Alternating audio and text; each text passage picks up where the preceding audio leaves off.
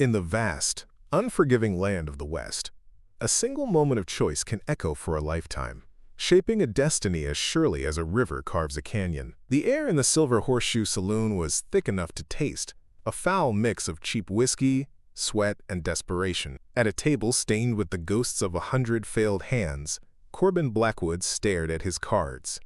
They were worthless. Across from him, Marcus Flint, the owner of this town and everything in it, smiled a predator's smile. Corbin had already lost his horse, his money, and the last remnants of his dignity. "I have nothing left, Marcus," Corbin rasped, his voice a dry whisper. Flint leaned forward, his eyes gleaming with cruel amusement. "That is not true, Corbin. You still have your ward, the girl. Amelia." A hush fell over the rowdy saloon, every eye turning to the young woman polishing glasses behind the bar. Amelia froze, the rag in her hand suddenly heavy. She felt the weight of their stares like a physical blow. An orphan taken in by Blackwood, she had been treated more like property than a person, but this was a new level of betrayal. "My girl," Corbin whispered, the words catching in his throat. Flint slid a stack of debt markers across the table. "Her, against everything you owe me." The silence stretched, thick with tension. Corbin Blackwood, a man hollowed out by his own weakness, gave a slow, defeated nod. Amelia's world tilted, her future now resting on the turn of a card. She was no longer a person, just the final, desperate stake in a game she could only lose. From the deepest shadows of the saloon, a figure rose. He was a Chiricahua warrior, a man they called Raven. He moved with a quiet grace that seemed out of place in the loud, coarse room. He had come to Silver Canyon seeking a man who had betrayed his people, but fate had led him to witness this degradation. His code of honor would not let him walk away. He approached the table, his expression unreadable. He placed his finely crafted Spencer carbine on the felt, the wood dark and smooth. Beside it, he set a heavy leather pouch that landed with the dull, promising thud of gold nuggets. The saloon fell completely silent, the patrons staring in disbelief at the scene unfolding before them. "I will play," Raven said. His voice was low and calm, yet it cut through the tense atmosphere like a razor. Flint looked him up and down, a sneer twisting his lips. "What business do you have at my table, savage?" The insult slid off Raven, who did not even flinch. His dark eyes met Flint's without fear. "The girl is not a possession, but if this is the game you play, then I will make my own wager." His gaze flickered for a moment to Amelia, seeing not an object to be won, but a spirit trapped in a cage. He saw the terror in her eyes, and in that instant, her fight became his own. Flint, angered by the challenge to his authority, gestured to the dealer. "Deal the cards." The dealer's hands trembled slightly as he dealt the final hand. The air crackled with unspoken tension. Corbin Blackwood was a ghost at the table, his face ashen. Flint laid his cards down with a triumphant smirk, revealing a strong hand that seemed unbeatable. He reached for the pile of debt markers, his victory assured. Then, Raven slowly, deliberately turned over his cards one by one. A collective gasp went through the room. His hand was better. He had won. The impossible had happened.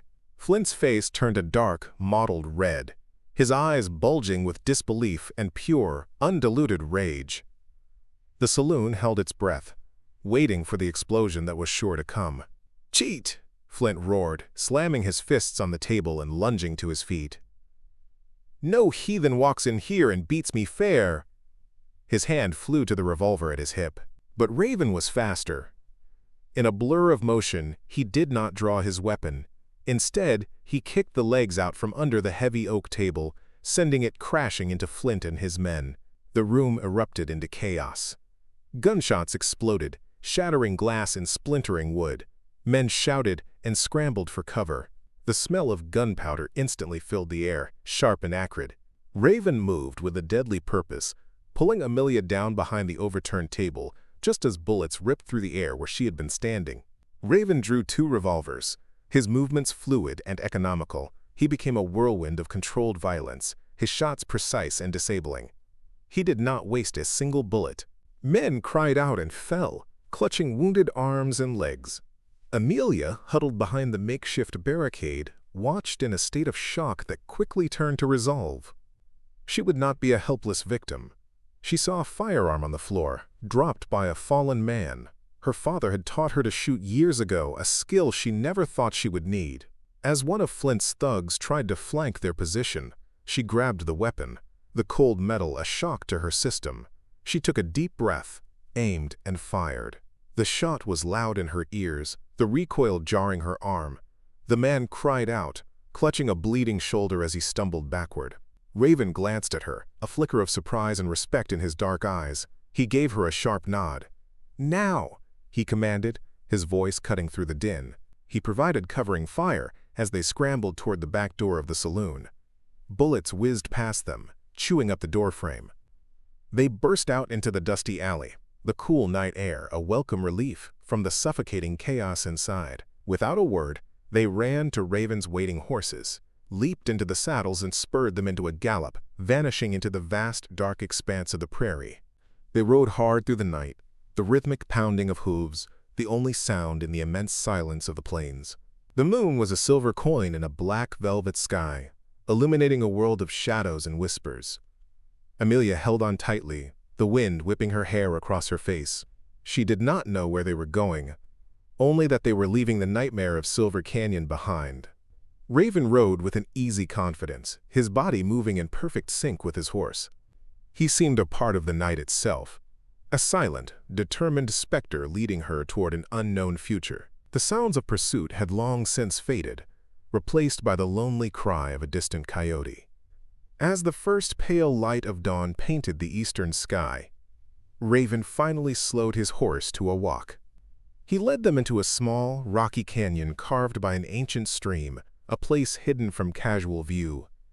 He dismounted stiffly, his movements lacking their earlier grace. He leaned against a rock, his breathing heavy. Amelia slid from her horse and rushed to his side, her heart pounding with a new fear. "Are you hurt?" she asked, her voice trembling. He tried to wave her away, but she saw the dark stain spreading across the side of his buckskin shirt. A bullet had found its mark during their escape. He was wounded, far more seriously than he had let on. "It is nothing," he said, his voice strained with pain. But the pallor of his face told a different story. Panic seized Amelia for a moment, then was replaced by a steely calm. Her mother, a woman who knew the old ways of healing, had taught her much about wounds and herbs. "Sit down," she ordered, her tone leaving no room for argument. Without hesitation, she tore a long strip of cloth from the hem of her dress. She gently pushed his hands away and began to clean the wound with cool, clear water from the stream. He watched her, his expression a mixture of pain and surprise. He had fought for her freedom, and now she was fighting for his life. She worked with a focused intensity, her touch gentle but firm. She packed the wound with leaves she recognized from her mother's teachings and bound it tightly with the makeshift bandage. Throughout the ordeal, Raven remained silent, his gaze never leaving her face. In the quiet intimacy of that dawn, surrounded by the ancient rocks, a profound shift occurred between them. She was no longer just a girl he had rescued. He was no longer just a mysterious warrior. They were two souls bound by violence and circumstance, finding a fragile trust in a world that had offered them none. She finished her work, and their eyes met. In that look, a silent understanding passed, deeper than any words. Raven led them to a shallow cave, hidden behind a curtain of wild vines, a place he knew from his travels. It was small and dry, a safe haven from the prying eyes of the world. For the next 2 days, it became their sanctuary. Raven's fever rose, and he drifted in and out of consciousness. Amelia refused to leave his side. She kept the bandage clean, cooled his brow with damp cloths, and foraged for edible roots and berries. She moved with a quiet efficiency, her fear for him overriding her own exhaustion. In his moments of lucidity, he would watch her, a silent gratitude in his eyes that spoke volumes. The world outside ceased to exist. There was only the cave, the fever, and her unwavering care. As the fever began to break, a new kind of awareness grew between them in the confines of the cave. The silence was not empty but filled with a growing connection. She learned the rhythm of his breathing, the way a small muscle in his jaw would tighten when the pain was bad. He learned the determined set of her chin, the softness in her eyes when she thought he was sleeping. They began to speak, their voices soft in the enclosed space. She told him of her lonely childhood, of a life spent being invisible. He spoke of his people, of their connection to the land, of a world where honor was more valuable than gold. "You should not have done it," she said one evening, her voice barely a whisper. "To risk so much for a stranger." Raven, leaning against the cave wall, looked at her. The firelight played across his strong features. "I did not see a stranger," he replied, his voice low and steady. "I saw a hawk with clipped wings. All I did was open the cage door." His words settled deep in her heart, a balm on old wounds she did not even know she carried. No one had ever seen her like that. To everyone else she was an object, a burden, or a prize. To him, she was a spirit worthy of freedom. A profound and tender emotion swelled within her chest. It was a feeling of being truly seen for the first time in her life. She moved closer to him, her hand gently touching his cheek. He was still weak, but his eyes were clear and full of a feeling that mirrored her own. The space between them vanished. She leaned in and pressed her lips to his. The kiss was soft, hesitant, and yet it held all the unspoken words, all the shared danger, and all the hope for a future she had never dared to imagine. It was a promise made in the heart of the wilderness, a quiet vow to face whatever came next, together. Back in Silver Canyon, Marcus Flint seethed. The humiliation of being beaten at his own game, and by a man he considered a heathen, was a poison in his veins. The escape of the girl was a public challenge to his authority. He paced his office above the saloon, the floorboards groaning under his rage. He would not let this stand. He would hunt them down, and he would make an example of them that no one in this territory would ever forget.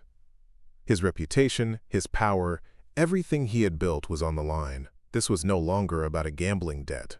It was about absolute control, and he would have it back, no matter the cost in blood or gold. Flint sent for the one man who could find anyone, anywhere. His name was Miller.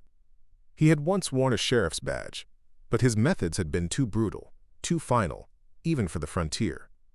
Now he worked for the highest bidder, a relentless tracker with a reputation as cold and hard as a winter stone. Miller arrived at dusk, a tall, gaunt figure with pale, watchful eyes that missed nothing. He listened to Flint's furious tirade without a word, his face a mask of indifference. He was not interested in Flint's anger or his reasons. He was interested only in the hunt. It was what he lived for. "I want them found, Miller," Flint snarled, tossing a heavy bag of coins onto his desk. "I want the man brought back here. The girl, too. I will deal with them myself." Miller picked up the bag, weighing it in his hand. He did not care about Flint's revenge. The gold was good, but the challenge was better. Tracking a Chiricahua warrior was a test of his skills, a game he intended to win. "Tell me everything," Miller said, his voice a dry rasp. Every detail. Where they went, what kind of horses they were riding. He was already piecing together the puzzle, his mind a cold, calculating machine designed for one purpose: to find and to capture. Miller left Silver Canyon before dawn, a solitary figure moving out into the vast, empty landscape. He was a master of his craft. He found their trail easily, reading the story of their desperate flight in the disturbed earth and broken twigs. He could tell they were riding hard, pushing their horses to the limit. He saw where they had stopped by the stream, and he found the small, blood-stained piece of cloth Amelia had discarded. He noted the size of their horses, prints, the length of their stride. He was not just following tracks, he was getting inside their minds. He knew they were headed south, toward Apachuria, and he knew with chilling certainty that he would catch them. The journey south was a grueling test of endurance. The sun beat down on them relentlessly, and water was scarce. They moved cautiously, Raven's knowledge of the land their only guide. He taught Amelia how to find water, how to read the signs of the earth, and how to move without leaving a trace. She was a quick learner, her resilience surprising him. A quiet rhythm developed between them. They spoke little, but their shared purpose created a powerful bond. At night, they would sit by a small, smokeless fire, the vast canopy of stars their only roof. In those quiet moments, she would sometimes see a deep sadness in his eyes, a sorrow for a world that was vanishing. They knew they were being hunted. The feeling was a constant pressure at their backs, a shadow that followed them even under the brightest sun. They traveled through rugged badlands and steep canyons, choosing paths that would be difficult for a posse to follow. One afternoon, while scouting ahead, Raven spotted a glint of sunlight reflecting off a rifle barrel high on a ridge. It was not Flint's men. It was a patrol of soldiers. A different kind of danger. They spent a tense day hidden in a narrow ravine, listening as the patrol passed by, their voices and the jingle of their gear echoing off the canyon walls. The world seemed full of enemies, and their sanctuary felt a long way off. Their luck ran out in a dry wash known for its sudden ambushes. They were not soldiers who found them, but something worse, a band of army deserters, desperate men who had abandoned their posts and now lived by preying on travelers. They were trapped. The first shot kicked up dust near Amelia's horse. "Get down!" Raven yelled, pulling his carbine from its scabbard. There was no time to run. They took cover behind a cluster of boulders as bullets began to ricochet around them. There were at least 5 men, spread out and closing in. Fear, cold and sharp, gripped Amelia, but she pushed it down, reaching for the revolver tucked into her belt. She would not be helpless again. They fought with a desperate, synchronized grace. Raven laid down a steady, accurate fire, forcing the deserters to keep their heads down. Amelia, following his lead, fired whenever a man exposed himself. Her shots were not as practiced as his, but they were effective enough to make the attackers wary. One of the deserters made a rush for their position, and Raven's carbine barked once. The man fell and did not move again. Seeing their leader down, the others lost their nerve. They grabbed their fallen comrade and retreated, melting back into the landscape. The sudden silence was deafening. They were alive, but the encounter had left its mark. They were both bleeding from minor wounds, and the grim reality of their journey had never been clearer. Wounded and exhausted, their spirits worn thin, they stumbled upon an unexpected sight, the crumbling adobe walls of an old Spanish mission. It stood alone in the vast wilderness, a relic of a different time. A thin ribbon of smoke rose from a chimney, promising shelter. With little choice left, they approached with caution. They were met at the gate not by a soldier or a settler, but by a priest with kind, weary eyes and a gentle smile. His name was Father Michael.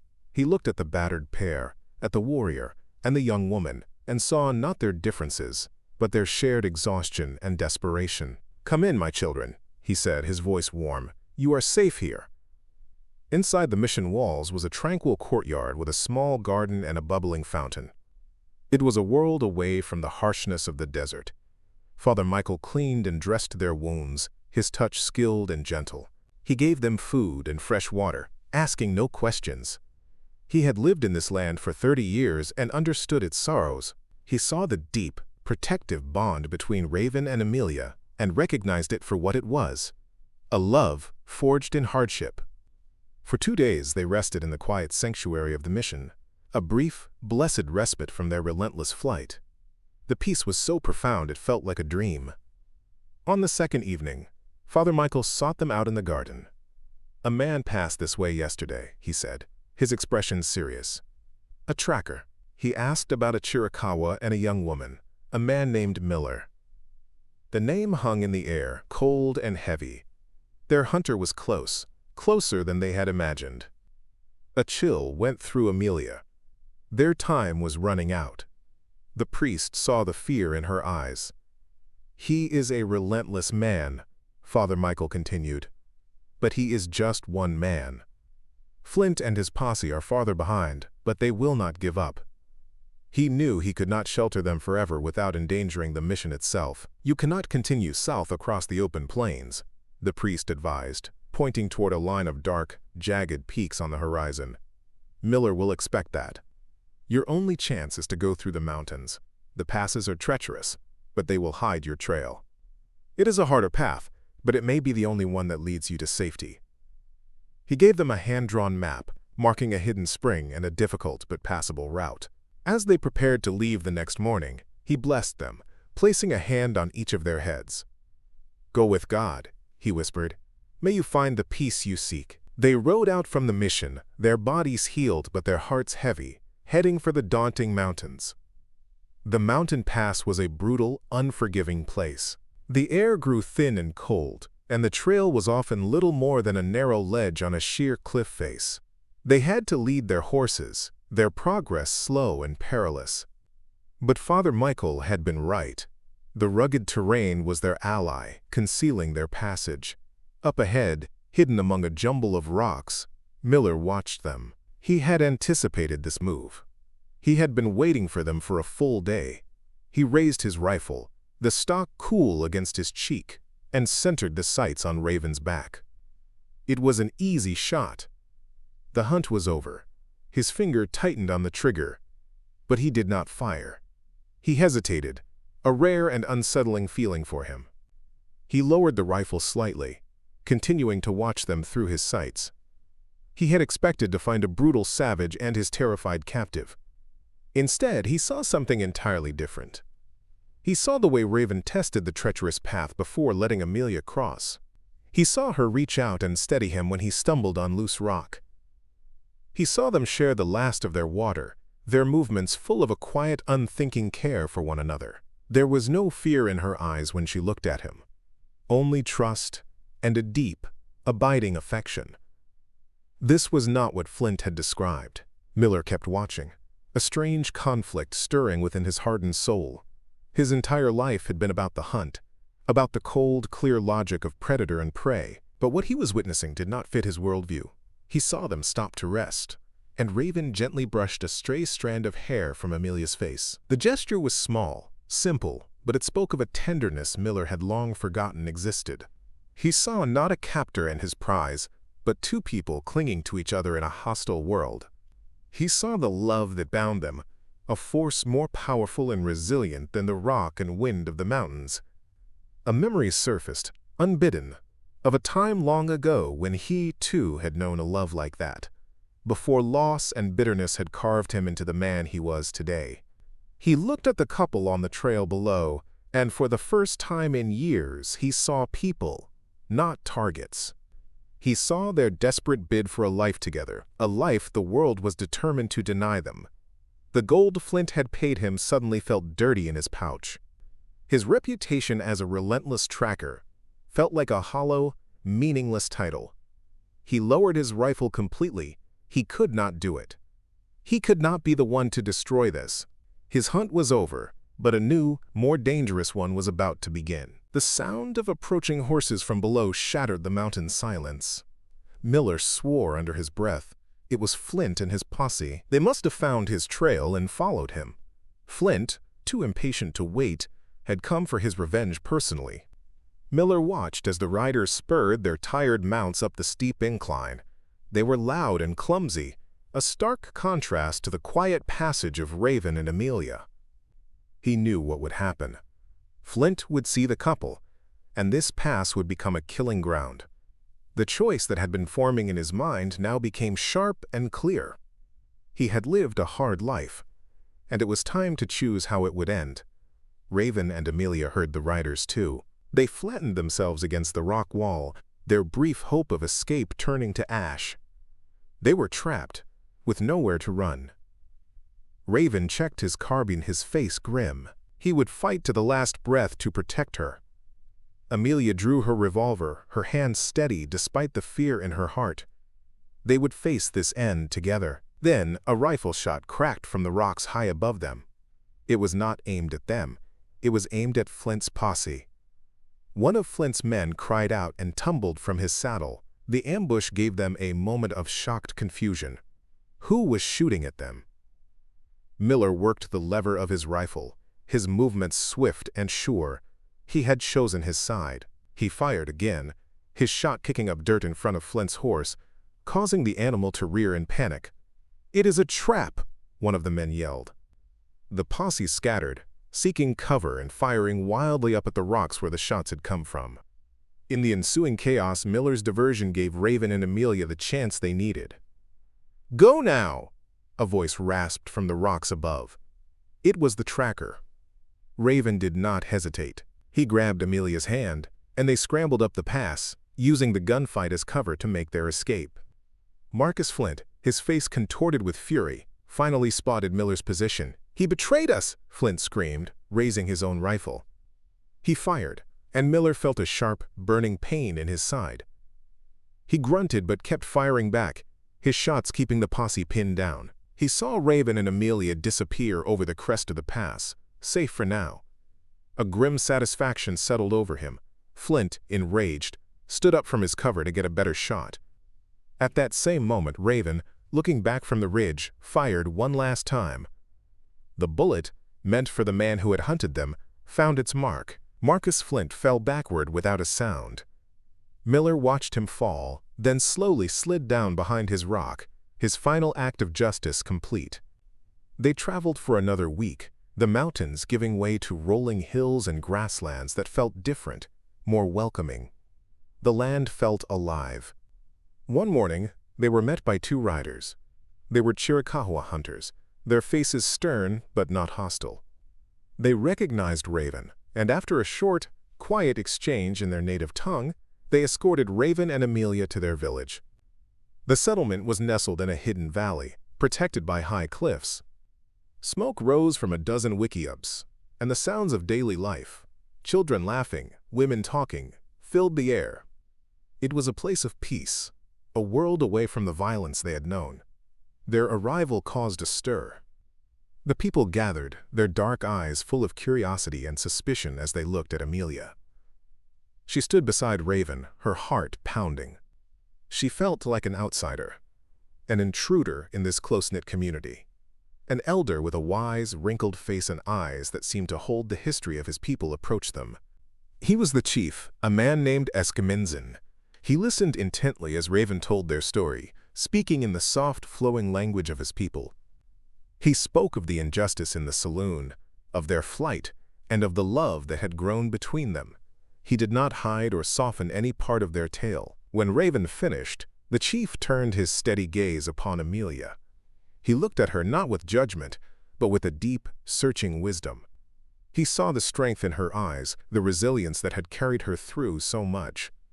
He saw the way she stood by Raven, their connection a visible, tangible thing. He saw that her heart was true. After a long silence that seemed to stretch for an eternity, he spoke. His voice was old, but strong, and though Amelia did not understand the words, she understood the tone. He was not speaking of her as an enemy or a captive, but as a person. The chief placed a hand on Raven's shoulder, and then on Amelia's. He spoke to his people, his words carrying the weight of authority and compassion. He welcomed her among them, not as a stranger, but as one who had earned her place through courage and love. A wave of relief so powerful it almost brought her to her knees washed over Amelia. The long, desperate journey was finally over. Here, in this hidden valley, surrounded by a people who valued honor above all else, they had found their home. Their love, born in violence and tested by fire, had become a bridge between two worlds, a testament to the enduring power of the human heart.